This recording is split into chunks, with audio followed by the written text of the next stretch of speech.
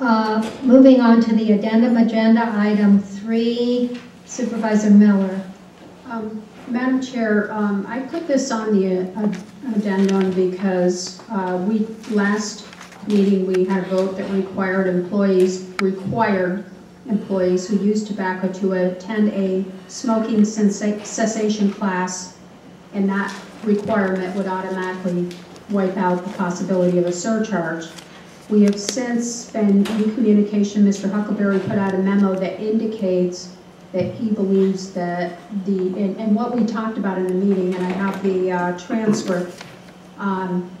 Supervisor Valadez made the motion, and we have the transcript where he agrees that this will be paid by Pima County.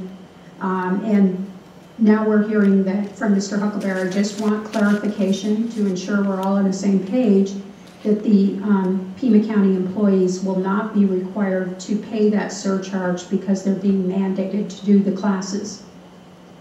So that, Mr. Huckleberry? Mr. Huckleberry?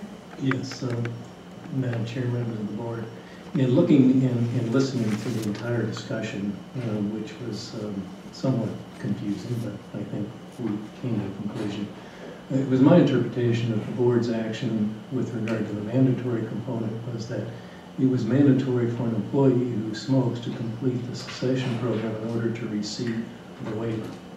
I also concluded that the discussion about whether it was on or off county time was one that the board would not knowingly violate the Fair Labor Standards Act, therefore it had to be on the employee's time.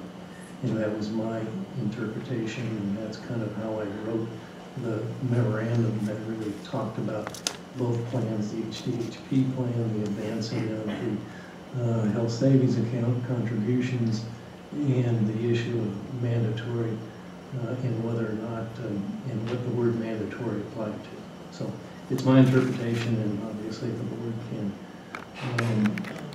correct that if that interpretation is incorrect. Madam Chair, Supervisor, we had a transcript transcribed by the clerk of the board's office, and if you look at page 5 of 6, when Supervisor Valadez was making the motion, he says, and I quote, "They both be required to attend and their supervisors be allowed them the time to attend also." Those were Supervisor Valadez's words.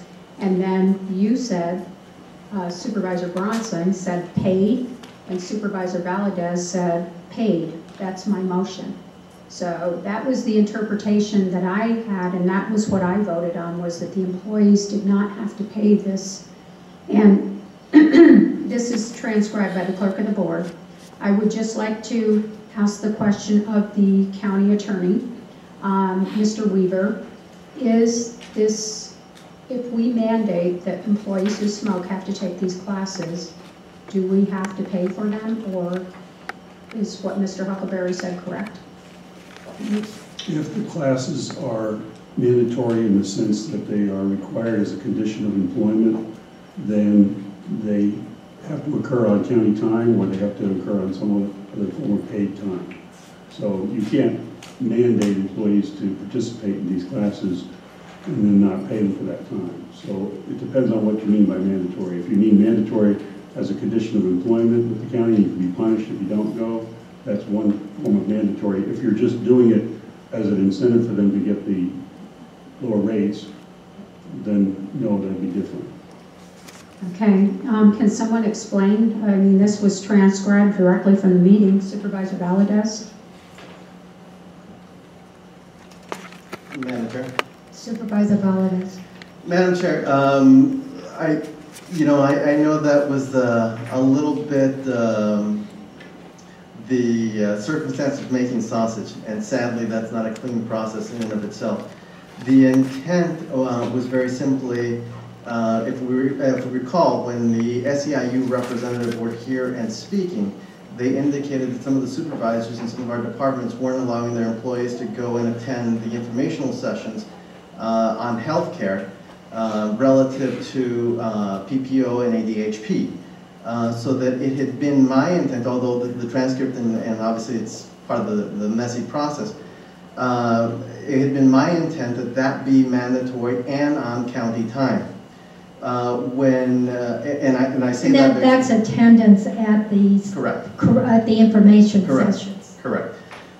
When we added the component of the mandatory smoking cessation program, I didn't explicitly say that in my motion. Having looked at the transcript, obviously it got a little confusing, but my intent, I very clearly and explicitly said on the informational sessions that they were mandatory on county time. I did not do so on the smoking cessation. So while it's a little messy, the intent there was that the information sessions be mandatory, and the cessation obviously was mandatory, but having learned through Mr. Huckleberry's memo what the requirements were, I don't disagree with that assessment, and I would strongly urge ratification of that memo.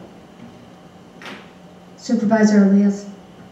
Well, in the past week, having listened to a lot of discussion from employees as well as from other folks that are constituents of mine, I've come to the conclusion that Supervisor Carroll was actually correct in his no vote on the entire policy. And I would make a motion to reconsider the item right now, having voted in the majority, to reconsider the item right here and now, and get something down on paper that we can back ourselves up on, because quite honestly, this thing is so muddy because of what it entails, and frankly, we were not prepared on any level by staff or as the Board of Supervisors to make a clear decision on this, having not really understood the full implications of it. I think we really need to reconsider it right now, and I'll make that motion to reconsider. I'll second it. Motion and a second. Objections? One objection, two objections. Madam Any Chair? further objections? If not, motion carries for reconsideration. Supervisor Elias. Madam Chair, I make a motion that we do not implement the nicotine tobacco-free healthy workplace initiative and for fiscal year 2015-16. By second.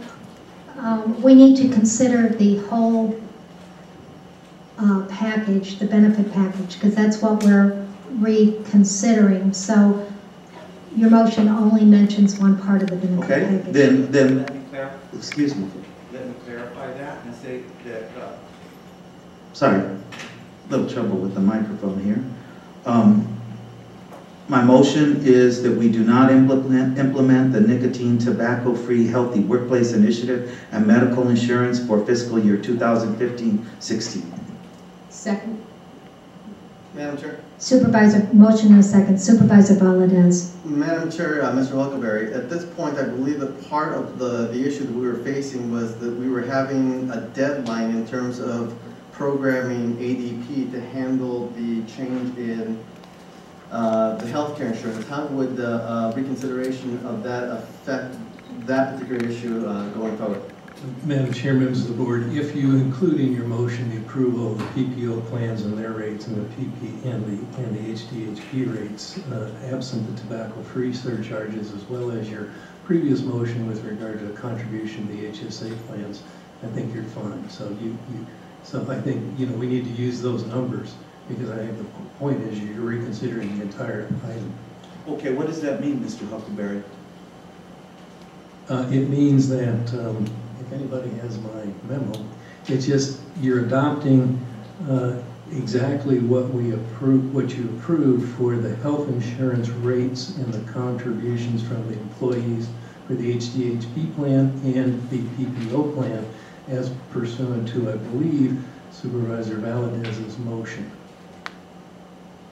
Okay, so that means that we are eliminating the tobacco surcharge. That's my intent in this motion. And that's what I'm saying. You said tobacco surcharge, that's fine. What you need to do is the actual base rates for the PPO and the HDHP absent the tobacco surcharge. That's correct.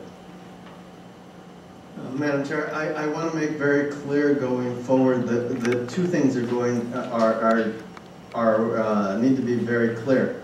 80 to 90% of our health plan are paid for by the taxpayers, and we are going forward doing nothing in terms of our tobacco and our utilization based on tobacco-related illness. But number two, we are going forward, having taken a step forward, and asking that, again, two-thirds of our employees will be subsidizing the 1/3 who smoke. Thank you, Supervisor Valadez.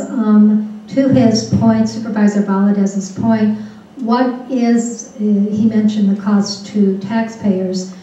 Is there any way, have we any information about what smokers cost taxpayers, at least with the county? Madam Chair, if you look at our experience with regard to medical use and the cost of providing tobacco-related medical care, it ranges from as low as about $4 million to as high as about $9 million per year based on our 1,600 employees who smoke. Thank you. We have a motion on the floor. Roll call. Supervisor Carroll. Supervisor Elias. Aye. Supervisor Miller. Aye. Supervisor Valadez. Nay. Chair Bronson. Aye. I would hope, though, that we revisit this next year. The costs are spiraling out of control.